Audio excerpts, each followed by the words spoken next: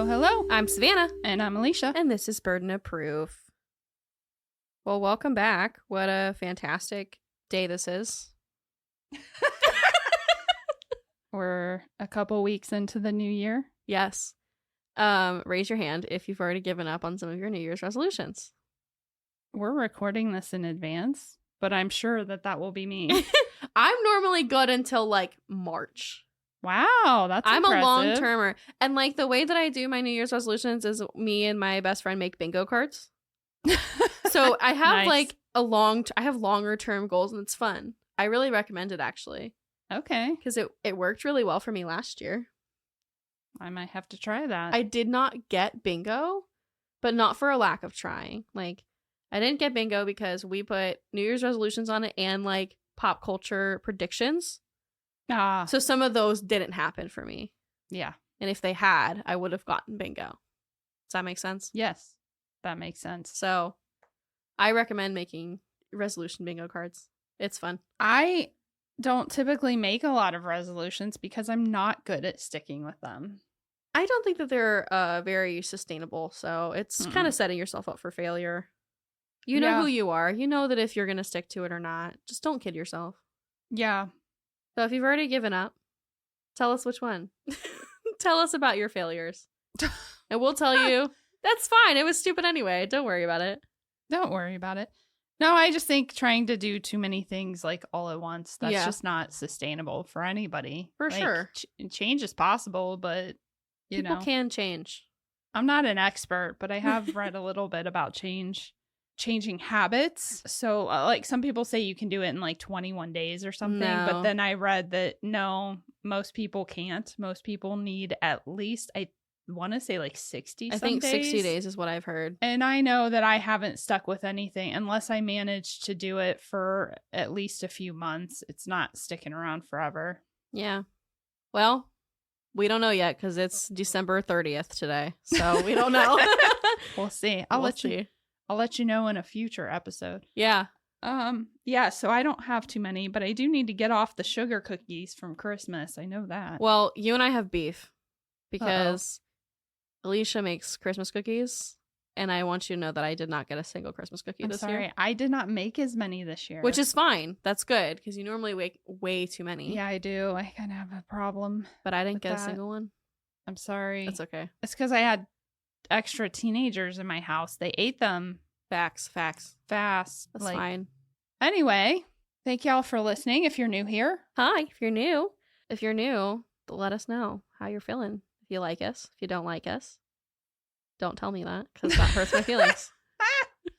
I'm sensitive. Oh, it's fine. I can dish it out, but I cannot take it. I don't dish it out because I cannot take it. I don't either. Most of the time. I try not to. Yeah. We love reviews. If you do like us, if you have constructive criticism, leave us a review. But, we can't change our voices. We can't change our laughs. For sure. We are who we are. Yeah. It is what it is. But if you're new, I feel like Trixie and Katya talking about all the cliche statements they can't stand that we should get rid of. It is what it is. It is what it is. I am who I am. Wait, which one of us is Trixie and which one of us is Katya? Oh, I don't know. I don't honestly, I think I would be Katya and you would be think that Trixie. tracks. I think that kind of tracks. You're a little bit more dark and twisty than I am. My brain's a little like the funniest. My favorite Katya moment is when Trixie asks, "Is it okay to eat in bed?" And Katya says, No, don't do that. That's not good. And then she pauses for a moment and she's like, "But then again, I've smoked crack." My favorite Katya Wait, but just so y'all know, I actually haven't done drugs. But there's something about Katya that I very much... I agree. Like, something about her resonates. I agree. My favorite Katya moment is when they're doing an interview and she's eating a macaroon. She goes, "This tastes like soap." And Trixie goes, "It probably is soap, sis." I took a drink of water. I'm joking. I love that quote. It tastes like soap. It probably is soap. It probably is soap. So solid 10 out of 10 moment. Yeah. I also like, hi, gay.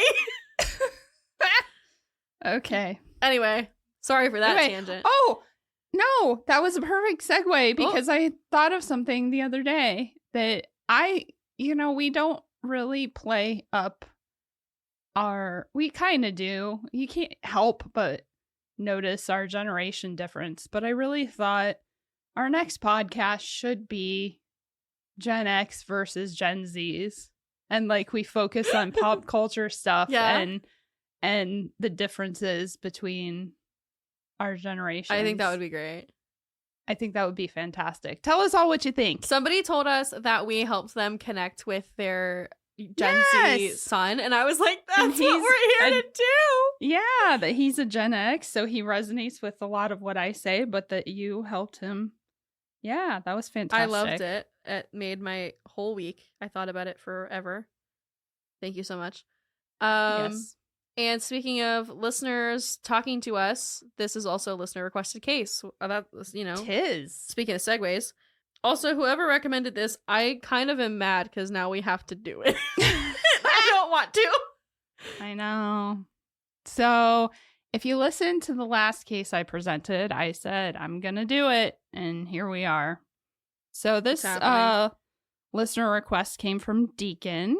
And in the message that he sent regarding it, he wasn't kidding when he said, it is beyond anything that is remotely close to being human. What a frickin' quote. Yes. Wow. This is one of those cases that could have been drawn out for sure. But for those of you who are new here, we're not your go-to podcast for gore. We won't leave stuff out like to the point that you don't get or understand what has happened, but we kind of have to give it without going slow and gory and graphic detail. We have buddies over at Gore Report for that. Yeah, exactly. So I chose to keep the facts simple and straightforward. Nevertheless, hold on to your butts.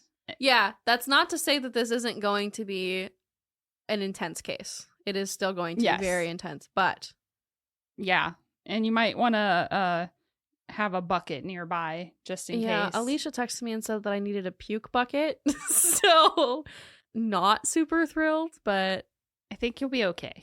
But just in case, if y'all are sensitive, have one nearby. A warning I never thought we would give. Yeah. Have a vom bucket. Yeah, I mean, I can count on one hand the amount of, I would consider gory cases that we've covered. Yep. Yeah, I try to steer clear of the gore because I don't want to be responsible for freaking you out. I appreciate it because then when I'm capable of handling it, we can still do it. I just tend to bring it to the table because I know what I can handle. Yeah. Because exactly. For anybody new, we'll get to the case eventually, I promise. For anybody new, I have OCD, and part of what triggers my OCD is thinking about what goes on inside of my body or any human body. So yes, sometimes hearing about gory stuff is just not gonna work for me because I don't want to know we have bones. Yeah. What are you talking about? I'm a human Muppet. I'm a marionette puppet, and there's a little creature in my head that's operating me. I don't have bones. I don't have what is a ligament? No, I don't want to know that because that and just if you're sitting there wondering why would a person with this condition do a true crime podcast? It is an enigma. I am straight. It's she is a wonder of the world.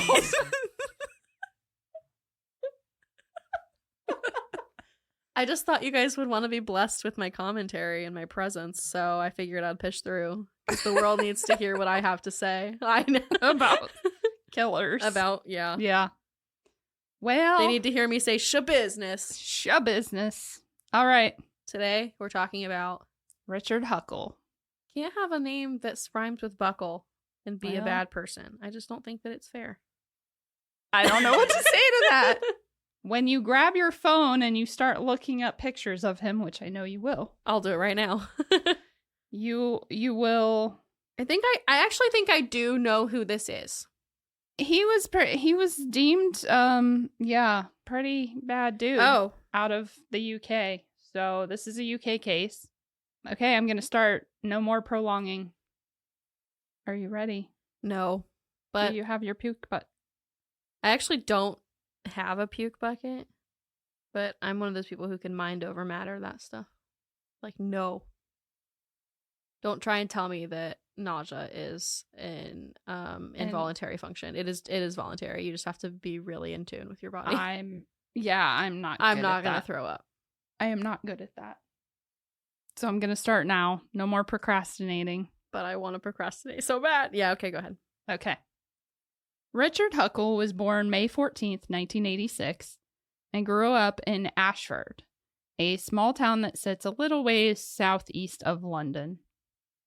His middle-class family regularly attended Ashford Baptist Church, and from what I can tell, his upbringing and family life was all fairly typical. No major trauma or even behavior issues were reported. The only thing that stands out is speculation that he may have been a bit of a loner despite being very involved at church. It's been said that he just didn't fit in well with his peers, but that doesn't really explain why he went on to do the things that he did. Not surprisingly, he did excel in school and had his first opportunity to travel abroad at the age of 16. He went to Africa, and it's believed that that trip may have been what sparked his desire to immerse himself in other cultures. Once he graduated, Richard became certified to teach English as a second language and signed up for a volunteer position with a Christian organization that allowed him to travel throughout East Asia. He simultaneously used the travel to take pictures of both the scenery and the people he met, which he would then sell online. Sounds like he's got a good system. Oh, he had a system, all right. Oh, no. In 2006, he took a trip to Cambodia, which is reportedly the first time he sexually abused a child. Okay, we're jumping right in. The victim was just 2 years old. Oh, gross. So when we say he was a pedophile, they have like different terms for the different age groups. Yeah, no, he was legit a pedophile. Although I will say one of my sources in here is Emma Kenny, who is a psychologist that talks true crime. She's from the UK. She makes the distinction throughout her episode on this that she calls him a child molester because she acknowledges that there are people who struggle with pedophilia, but they are virtuous in the sense that they don't ever act on it. They just struggle with those feelings. I question, like, how do you know? Like, how do you know they're not engaging in online just because they haven't physically touched a child themselves? Like, right. I don't know, but supposedly there's a whole group of them that have like a support system set up, and good for them if that's the case. I don't feel qualified to speak on the subject because yeah. All right, so Richard then moved on with a group of student volunteers to Malaysia.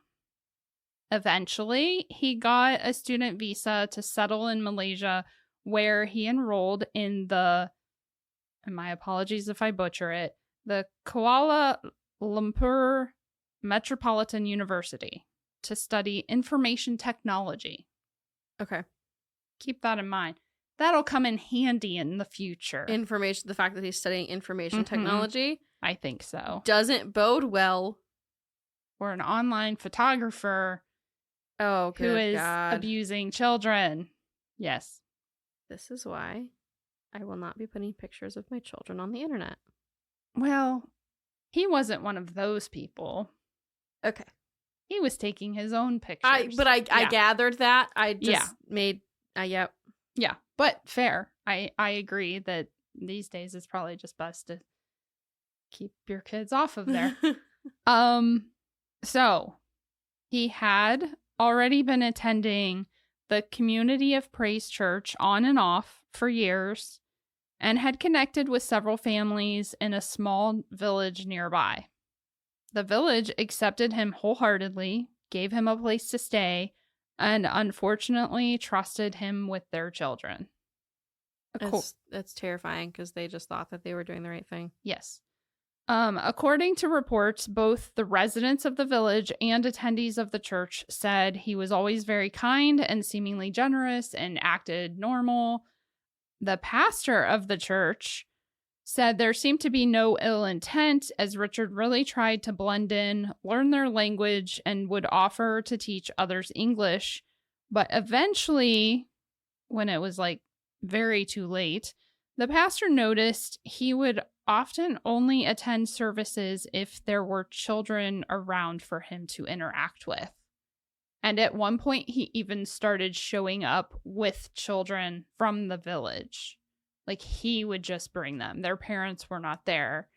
And when it was a little, too little, too late kind of thing, the pastor finally spoke up and said, I want to speak to their parents. Like, you're telling me it's okay for you to bring these children here. Right. But I want to know. I want to speak to the parents. And then Richard stopped showing up. Yeah. The families within the village said he spent a lot of time with the children, but never acted inappropriate in front of any of the adults. Yeah. It's presumed that he used his travel photography side hustle to get the children alone and perhaps offered compensation to the families when the photos of their children were taken and or sold. Like, right. Hey, I put these online. I make money. I will compensate you some. Now, before any of us feel the urge to, get on that high horse of like, you should have protected your kids kind of thing. Oh, no. Yeah. I mean, most people probably understand the circumstances, but for anybody that, because it's a sensitive topic. And I just want to share, this is where Emma Kenny's episode came into play, because I thought she made some really excellent points. The link is obviously in the show notes as always, if you'd like to hear, her full take on everything. But she pointed out that a few things. Number one, their culture is so different from ours. So those parents are not constantly bombarded every day with information about the dangers for children out there like we are here in Western cultures. Like, they don't hear about that stuff. The second thing is, as unfortunate as it is, she points out that white English speakers are often treated with a level of respect and trust that they don't always deserve. And especially when traveling to like the poverty-stricken areas of these countries. That is very much shown once we get into like how he got caught and stuff. He makes it very evident that there was a reason he was going there. And then finally, when taking those first 2 points into consideration and talking about the parents accepting gifts or money for their kids' modeling, if you will, as far as they knew, they were just travel photos of like, these are the people of this area. He also took pictures of the scenery, of the village in general. Like, it wasn't like he just took them of kids. Yes, that was the bulk of it. Like, he definitely tried a lot harder for that. But also, a lot of like, specifically like Christian mission work. Yes. When they go to these countries or to these impoverished areas, they are taking photos and they are using them in their ministry. Yes. This isn't an abnormal thing. Yes. I'm sure this wasn't the first time they've seen it. You are correct, sir. Ma'am. I was like, sir. It's from a thing. So it doesn't strike me as odd at all. And like, why would no? Yeah. And it's not. Nobody needs to be blamed for. Honestly, it's not difficult to understand the draw of them going, oh, all you're going to do is take pictures of my kid and then you're going to give us gifts, or you're going to give it. They are like a whole different level of poverty than what we typically see in Western cultures. Like, so of course they're going to easily get sucked into that scenario. Right. Well, and they've seen it over and over again with specifically like white mission work. Yes. I don't know. I did a whole thing on like white mission work in college. And so it's definitely a rabbit hole. I encourage people to look into it. But like, yeah, this is normal for them to see it. Yeah. It's not bizarre in any way. Exactly. So, and it's also not bizarre for them to be taken advantage of. Correct. I'll get off my high horse now. One of my sources was actually a documentary that focused a lot on Richard Huckle and like his whole system, but it was specifically about the issue of children being sexually abused and whatnot in Malaysia itself. And they sort of touch on like the issue with like sex tourism and that sort of thing as well. So, yeah. It's a problem, for sure. But no matter the means to which he got them alone, Richard used several classic tactics to groom the children into trusting him. Kindness that led to friendship, that led to appropriate affection, and gifts that led to inappropriate photos, and eventually child pornographic photos being taken, and in many cases, inappropriate touching and even rape. Some of the children complained, but according to a woman interviewed by one of my sources, the adults just thought the children misinterpreted his affections, chalking it up to a cultural difference. He ultimately abused more than 25 children from just that one village alone. Not surprisingly, Richard was then sharing those pornographic photographs on the dark web. And this is where how he gets caught is, I mean, it makes sense that this is how these people have to be caught. So bear with me, because it's like a rabbit trail, if you will. And this is me trying to find some sort of humor in this mess. If you watch Letterkenny. The dark web. The dark web. The dark web. The dark web. The dark web. So, in an operation in 2013, the Australian task force Argos arrested a man in Queensland on child sex abuse charges. They, of course, gained access to his online accounts that included a membership to an online group called The Love Zone. Exactly. Agents used his login to infiltrate the site, and they found that users were expected to upload photos within every 30 days or they were kicked off the site. So, in order to be in this group, you had to actively be abusing children. Yes. That is insane. Or at least like sharing other photographs that But you know why they do it? This is why. Because if you're actively sharing photos, you're not lurking and you're not ratting them out. Yeah.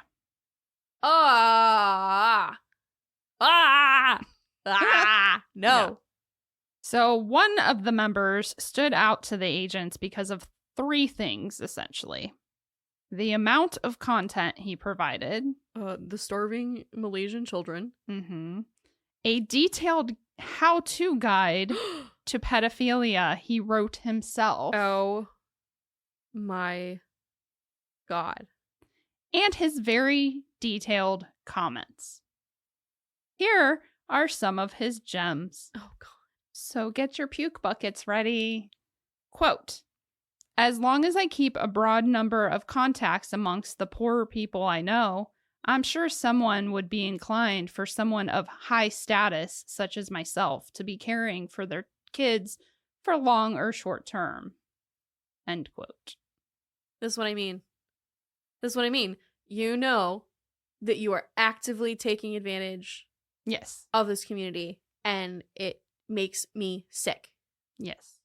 And that's not even just like obviously the pedophilia is the worst part of this. But on a separate level, like, the ick factor of just the manipulation and the taking advantage of an entire community. Yes. Right. Yes. Well, hold on to your butt. And go ahead. Sorry. Hold on to your butt. Because I have a couple more. Okay. And they get worse. Okay. Quote, impoverished kids are definitely much, much easier to seduce than middle-class Western kids. To be honest, if you really want to embrace child love, poverty is the way to go. End quote. She's slow blinking. Okay, just keep going. I don't want to do this anymore. Yep. Last one.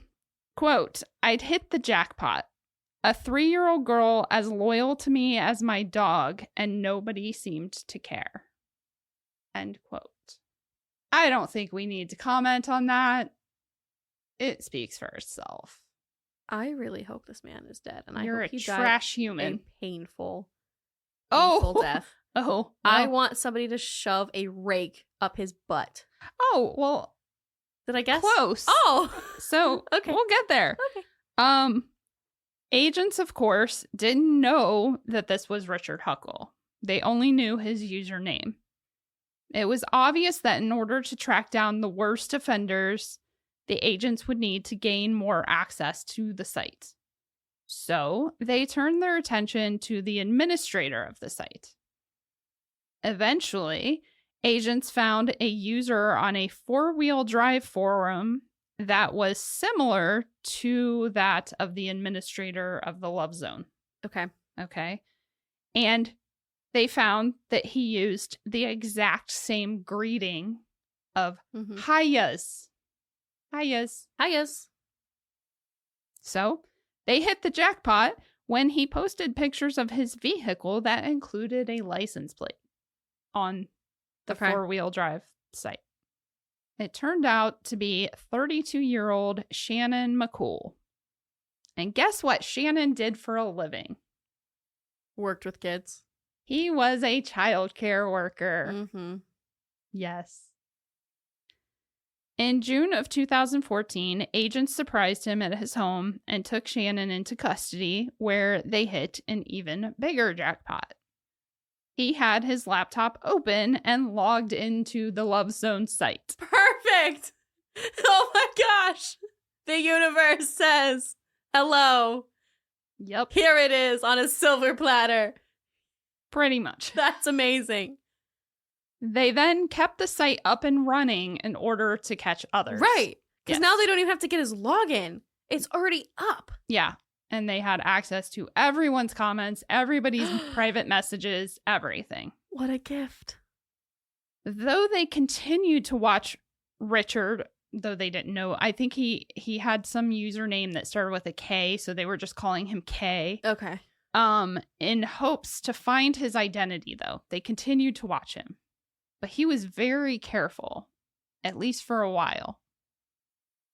His confidence of not getting caught grew, however, and he began leaving comments like, quote, I would love to make a small income off of selling child porn. And, quote, the 3-year-old I can have so much sex with that it's just boring. Well, at least she's now ready for the business with funding. Ugh. You are a trash human. I can't even figure out what to say. Yeah, this is definitely one that there's not much comedy to be found in this. No. Because even to make fun of him doesn't feel right. No, there's nothing to be said. I mean, it's just so horrific. Right. That it's not, yeah. So, well, we all know where being overly confident can lead as a criminal, right? Agents became alarmed when his activity on the Love Zone increased, and he commented, quote, it will likely take something very serious to get me to stop or slow down. But if I'm not suffering consequences, what is there for me to learn from? What? What? Why would you, first of all, why would you post that? you're just like taunting them. Like if you like, I mean, I know he doesn't know that there's cops on the site, but like if he even had a little suspicion, why? That is a weird thing to post. I don't know. I'm assuming that it was part of a conversation or a thread. Oh, maybe. Because it was like a comment. It wasn't a private message. It wasn't like just like a Facebook post. The problem is I don't know what this site, how it's structured. From what the documentary showed, it kind of seemed almost like it is structured like a social media like kind Reddit, of thing. Probably A little bit like that. Yeah. So it's a lot of comments, but users can send private messages as well. Okay. Yeah. All right. I was just, yeah. Okay. I'm with you. In the midst of that cockiness, he made a grave mistake. He forgot to delete the metadata from some of the photos he shared on the Love Zone. Specifically, the brand and model of camera used to take the pictures. Okay. Yeah, that is a big mistake. I know a little bit more about metadata than the normal person because of working in law. You have to scrub all your docs before you file them with the court, because otherwise all that stuff becomes public record. Yes. Which, like, there's not normally anything in there that is bad, but it's just something you do to do just in case. And yeah, you're not making that a PDF/A. You're not scrubbing that metadata before you post it. PDF/A. Should have made that an archivable PDF. So Richard was successfully selling his non-pornographic photos on legitimate sites such as Flickr, where one would not need to delete such data. You're not worried about it. Yeah. In fact, I would venture to say, I'm not on those sites, but like I would guess that when you're in a community full of photographers and you're taking certain pictures, they want to know what camera you used to say you got this effect from using that camera. So agents searched for the same brand and model of camera used for the photographs on other legitimate websites and caught a break when they found it on a site called Trek Earth. The photographer profile on Trek Earth belonged to none other than our beloved Richard Huckle. Now, having the same camera doesn't automatically mean that they are one and the same. Right. But when the agents tracked his activity on the legitimate sites, one of which was linked to his professional Facebook profile, they discovered just how brazen he really was. They found that he had shared photos of the same children on Facebook that he had on the Love Zone.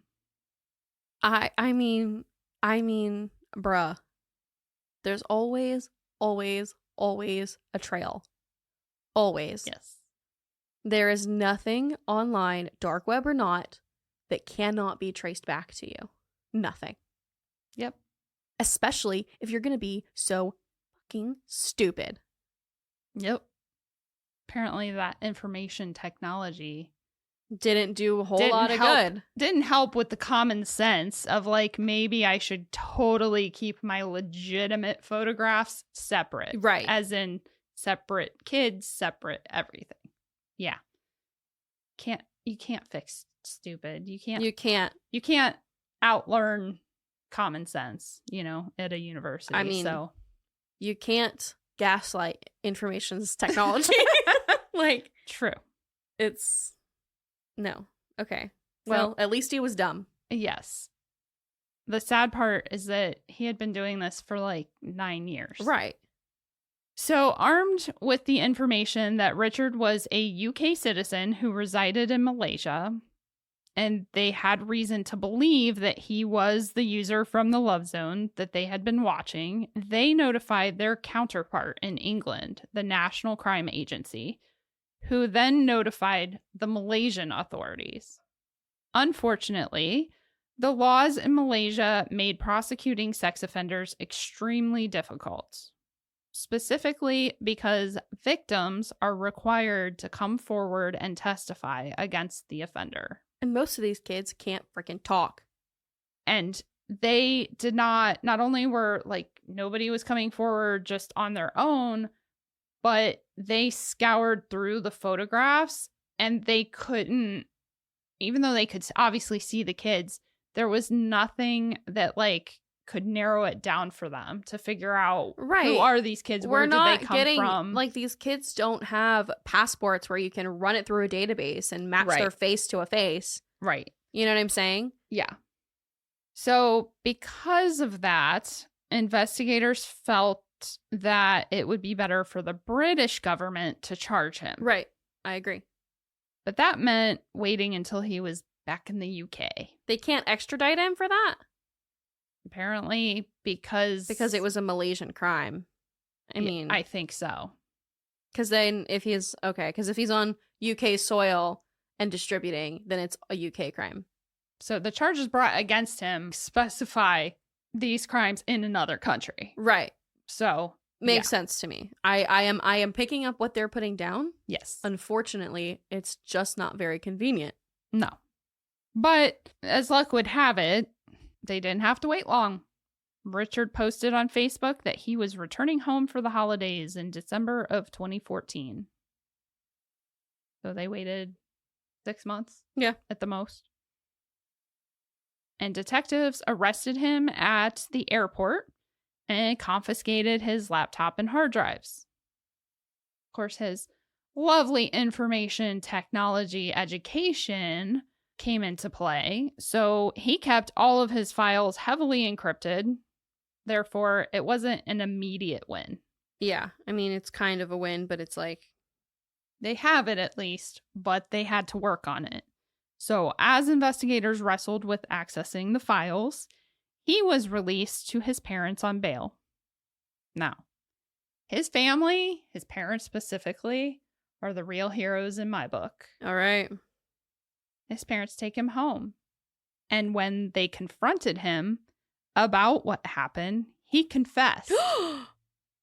Oh my God. And his mom immediately picked up the phone and called the police and said, "Take him back. I don't want him."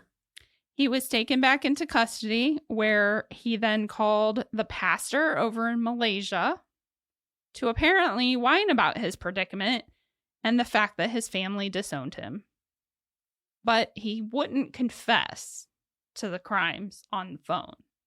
Yeah, the pastor was kind of funny. He at one point said, "I just kept wondering, like, why are you calling me?"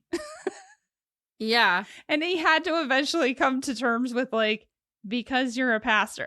So you're supposed to, like, guide him through this, sort of. But, like, also, yeah, this is, like, sin, maybe. Yeah. But he wouldn't confess. So that was why the pastor's like, you're not calling to confess. You're not calling to, like, redeem yourself. So why are you calling me? But he realized it's because the dude literally had nobody. Yeah. He didn't have a lot of friends. His family has just disowned him. Like, he's in all this trouble. So the pastor was the only person he could think to call. During initial questioning, Richard refused to cooperate, which they assume was because he was so certain that they would not actually be able to access his devices. He's so cocky. But they did eventually crack the encryption, and what they found was absolutely appalling. There were thousands of graphic images of hundreds of children, and they were able to match hundreds of those images to what he posted on the Love Zone. And there's no way of knowing exactly how many victims Richard had, but investigators believe it to be in upwards of 200 children. Right, because we don't know what other sites he was on. Yes.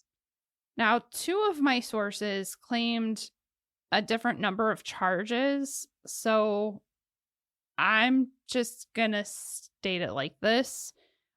With the evidence that they did have, they were able to ultimately charge him with at least 71 counts of sex offenses that included 14 counts of child rape and 31 counts of sexual assault. He initially pled not guilty. However, he continued to contact the pastor in Malaysia, and despite him never truly sounding remorseful, He changed his plea to guilty after a few months. Well, buddy, what else are you gonna, like, you're... Yep. What? Not guilty, my ass. This is what I don't understand. You got caught. I can't make words come out of my mouth because I'm so upset. I know. Like, how do you try and say you're not guilty? Yeah. Well, like, you should just give up and just die. Well, we'll get there. That's the thing. That's why they play not guilty, because they don't want to go to prison. Yeah. So the media quickly deemed him the worst pedophile Britain has ever seen. Yeah. And needless to say, because he ended up pleading guilty, they didn't have like a whole big trial. The judge sentenced Richard to 22 life sentences with eligibility for parole after 25 years, adding the statement, quote, "It is very rare indeed that a judge has to sentence sexual offending by one person on such a scale as this. Had you not been arrested, you plan to continue the same lifestyle using the expertise that you were keen to show off to and share with other abusers so as to continue your sexual exploitation of the children of such communities. You may well harbor feelings of regret, but there is no feeling of genuine remorse in this case." Yeah. Yep. Yay, he's caught. He goes to jail. I hope what comes next is what I hope comes next. This is where it gets even more spicy. We'll say. So authorities settled Richard into a wing of the prison for sex offenders and other inmates who would not bode well on the inside. Well, and this is, I'm glad that you say this, because I brought this up to, really long story short, there's a case that I'm following really heavily that's local.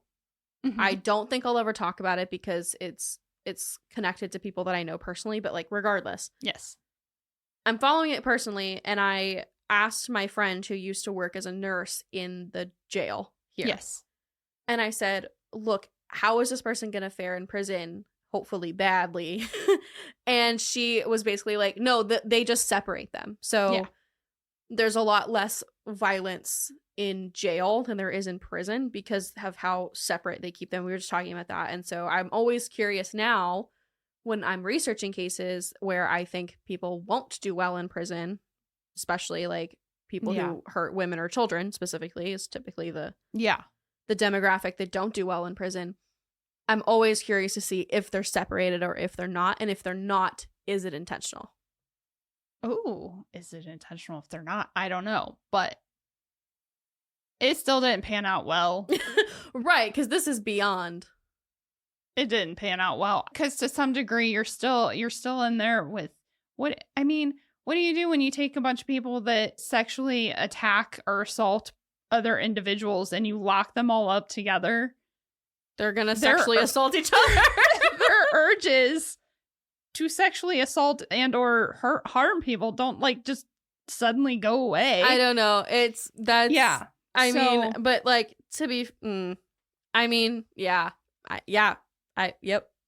So here we go. Well, and also I'm not gonna say that. I'm not gonna. We're gonna just move on, and we'll move on. Talk off air. Okay. So, it was there in that special wing that Richard met Paul Fitzgerald. I have a feeling that Paul is going to be a little bit of a hero. Now, Paul is in prison. No. Paul, listen. I mean, he is, but he's not. So, I mean, that was the next thing he is in prison for something horrible, but. Yes. So, suffering from what 2 different psychiatrists described as conduct and personality disorders. Paul had been locked up in one way or another the majority of his 30 years. He committed his first sexual assault at age 12 on a 4-year-old child. Convicted for the crime at age 13, social services had to intervene after he received death threats from locals. They moved him from Northern Ireland to Wales and changed his identity to Paul Fitzgerald. That's how serious this was. Okay.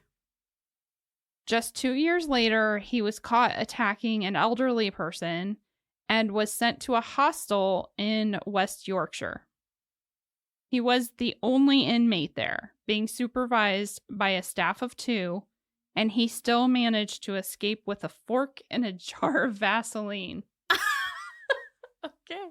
He's got the essentials. So, he came across a woman walking her dog and threatened to stab her with the fork if she didn't do as he said. Fortunately, she fought back, sought help, and he was arrested again. Right, because it's a fork. In his room at the hostel, they had found coded journals, but also the key to said coded journals. I mean, he was a teenager, and he's staying in this place, and that's the only space that he really has, so okay. But in the journals, he detailed his sick fantasies to sodomize women, as well as his urges towards children. Gross. When he met Richard Huckle in prison, he was serving a 4-year sentence for charges including assault with the intent to commit rape. So there you go. I mean, this is going to sound horrific, but like, honestly, it's good that he was even in jail for that, because many of those charges are so lax. And so I'm impressed that he was serving time, and I'm happy with that.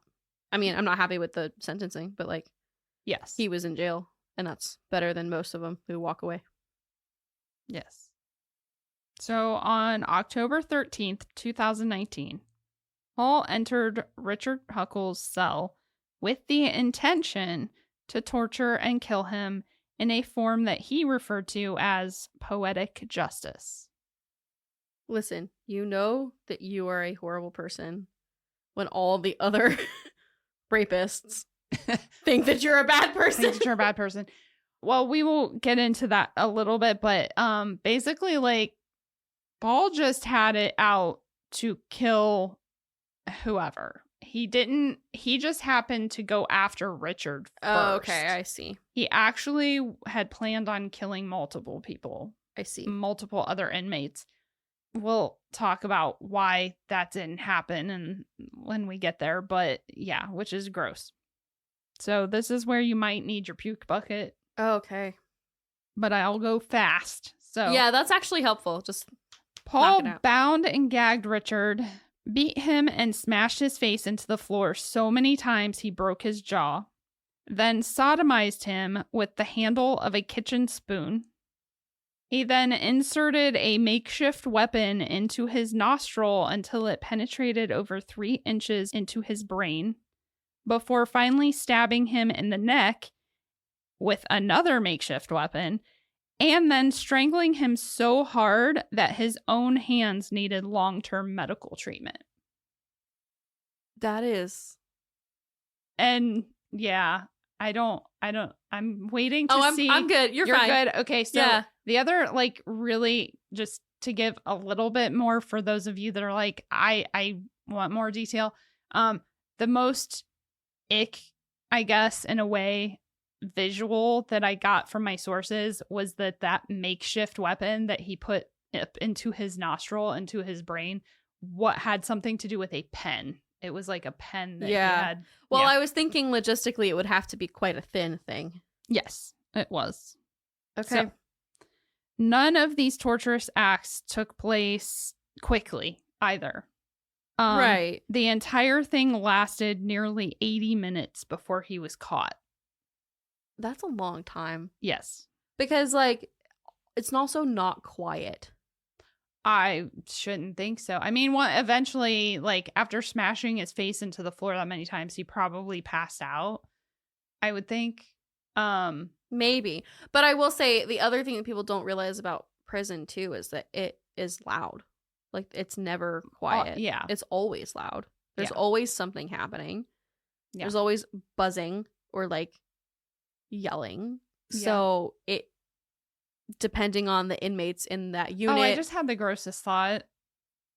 Oh my God. I'm sorry. When you're talking about there's always buzzing and or like talking or yelling but I just immediately flash back to when my grandparents were in a nursing home And I thought, that's how nursing homes are too. Yeah. That's terrible. I mean, it is. But I think if you put, it's different buzzing. It is, and but it's slightly different yelling. Sometimes it's not. Sometimes it's not. the same yelling of like people not understanding why they're there. And right. Like, yeah, but that's sad. My point, I'm sorry. My point being, like, depending on the unit that they're in and the inmates that they have and the normal inmate behavior, it may not have sounded like anything out of the ordinary.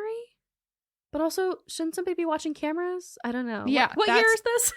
2019. Yeah, so somebody's looking at a camera somewhere. Yeah, like how does one get away? Yeah.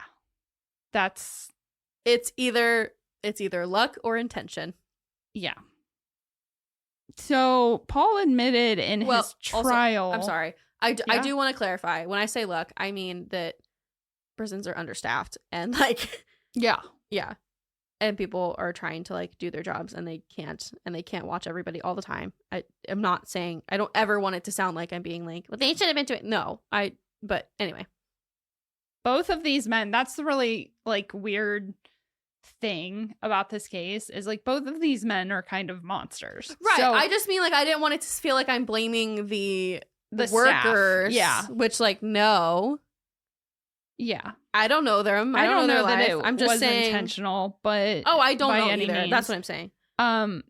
There's definitely nothing in sources that claim to that. So, you know, it is what it is. The only thing that I would say is that something that I read, I didn't really like get into it in my notes because I kind of felt like that gets a little too in depth into Paul. And and this is really about Richard. But apparently Paul had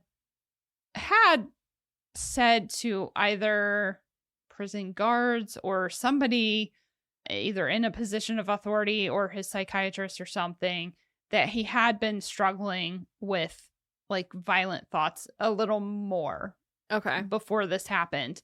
But he apparently, from what was documented, he had never really indicated anything specific. And so they didn't really understand that, like, he had a whole plan. Like, he really did have this all planned out.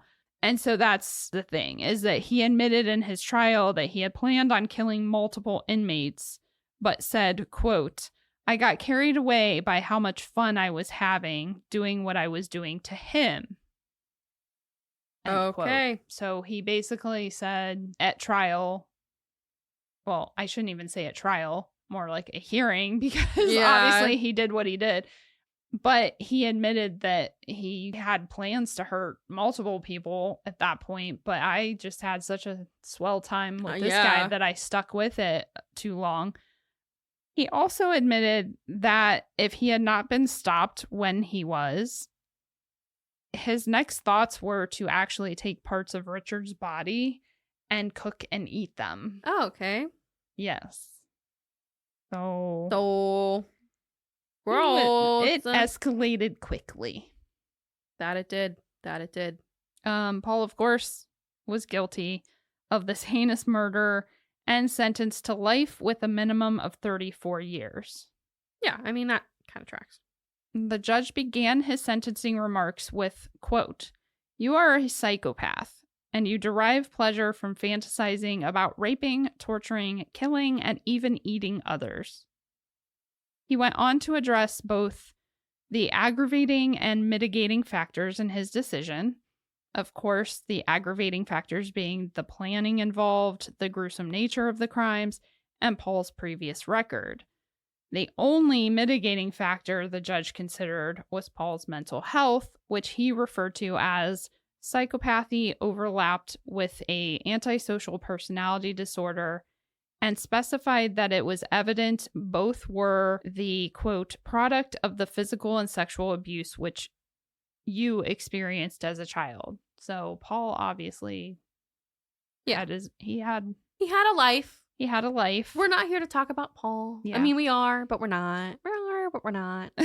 The judge acknowledged that he would make a small reduction to the sentence due to Paul's mental health, but that he was sure Paul, quote, could have resisted the urge as he had chosen to do so his whole adult life, meaning that he had never murdered anybody. Right. This was definitely an escalation from what we've seen before. Yeah.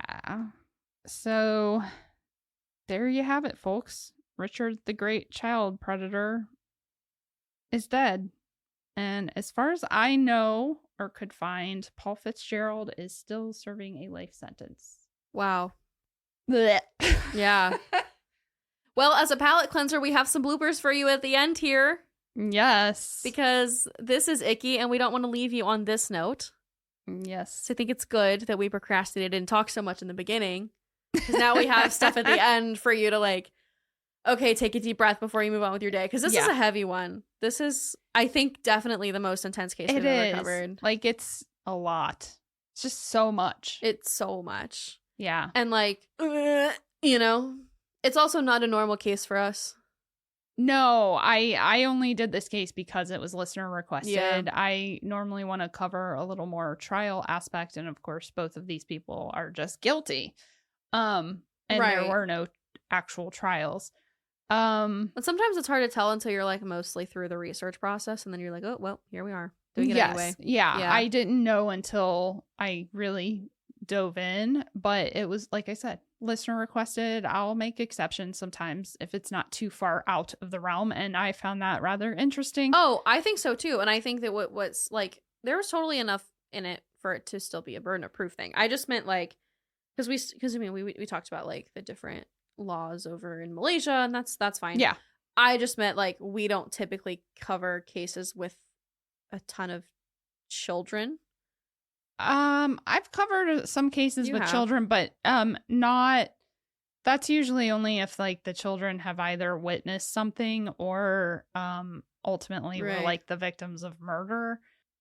This was a lot.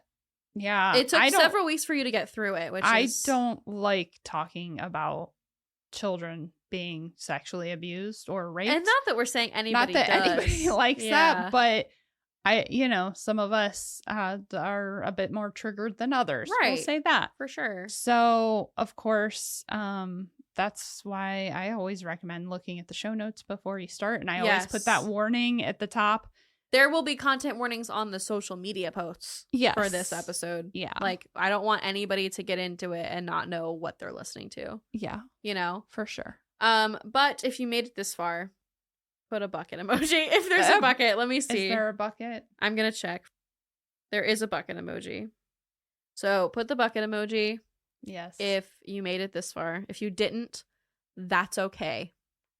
Yeah. Because I almost didn't either. And enjoy some bloopers and try and maybe take a break. Yeah. Watch a comedy. Listen to a comedy podcast. Yeah. Go listen. What's a funny case they can go listen to that we've covered? Go listen to something a little bit lighter, like Scott Perk. Ah, yes. That's a little better. Or Paul Cruz. I'm looking at our episodes right now to see. Yeah, those are better. Or something like the Elizabeth Holmes case. That's white collar crime. That's different.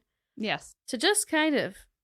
Or if you want a good survivor story, Susan Walters. That's case number 40. Yeah, we have other options for you if you don't feel like you can just move on from this one. And I don't blame you. This one was rough. So. Absolutely. But thank you. Thank you to all who hung in there with us.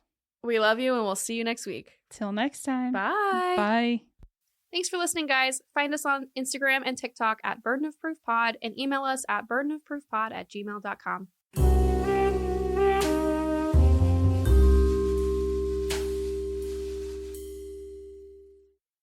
You can cut this out, but in this picture, he kind of looks like Jess from Gilmore Girls. Shut up! He does not. Just a little bit. No, just in this angle. No, you shut your mouth. I don't mean it. I'm not cutting that out. I want the world to hear it. Sorry. This is an age-old debate between Alicia and I is which Gilmore Girls boyfriend please tell is us. The best. You can, but just know that if you do, one of us is going to be mad at you. Are you Team Jess or are you Team Logan? If you've watched Gilmore Girls, if you haven't, if you're Team Dean, I'm sorry. I originally was Team Dean, but then no, he cheated on his wife, so no. Not okay with that. Now I think that she absolutely should have gotten together with Jess, like, once they were in college and whatever. No, I think that it should. First of all, hopefully this is at the end of the podcast, because this is totally like blooper material and we've talked for forever. But if it is blooper material, I'm going to talk for a sec. Go ahead. I can make it blooper. Logan is the correct choice. No. Yes. No. Yes. No. She is repeating history. She repeated history. I know she did. Just like her father. No. He is not just like her father. He is. He's not. He's not. Just because he's got swagger and he's a sweet talker and he comes from a rich family is different. Because Christopher did not make his own money. Christopher ended up inheriting all his father's wealth. Logan went out on his own and he made his own money, and he's changing the narrative that way. Okay. He's her father adjacent. Okay, and in another universe, I think that Christopher and Lorelai could have worked. No. I'm not saying in this one. I am Team Luke all the way. I am too. Don't get it twisted. Do not get it twisted. But I think that if Lorelai and Christopher had gotten married when she was pregnant with Rory, they would have made it. No, I don't think so. Listen. Because I think because listen, Linda. Listen, Linda. Okay, this is a Team Logan house. In my no, house. In my house is not. Listen, Logan is smart. Yeah. For sure. He's smart. But, and like, he's smart, like, he can be witty and quick on his feet. Okay, good. You got that going for you. But Jess feeds something much deeper in her. The books and the Logan is the same way. No, he's not. Yes, he is. You're just choosing to ignore it. No. I want you to realize that you married Jess and I'm marrying Logan in real life. So I don't know why we're having this debate. Nicholas is Logan. Kind of. They're very similar. And my husband's kind of like Jess. He's not moody like Jess, though. No, but he looks like Jess. Not exactly. Like when Jess is older and in college, like in Year in the Life. My husband's not buff like Jess. No. My husband's tall and lanky. No. Anyway. We're never going to agree ever on this. But no. What I will say. But it is fun to say. Yeah. What are your thoughts? What house do you live in?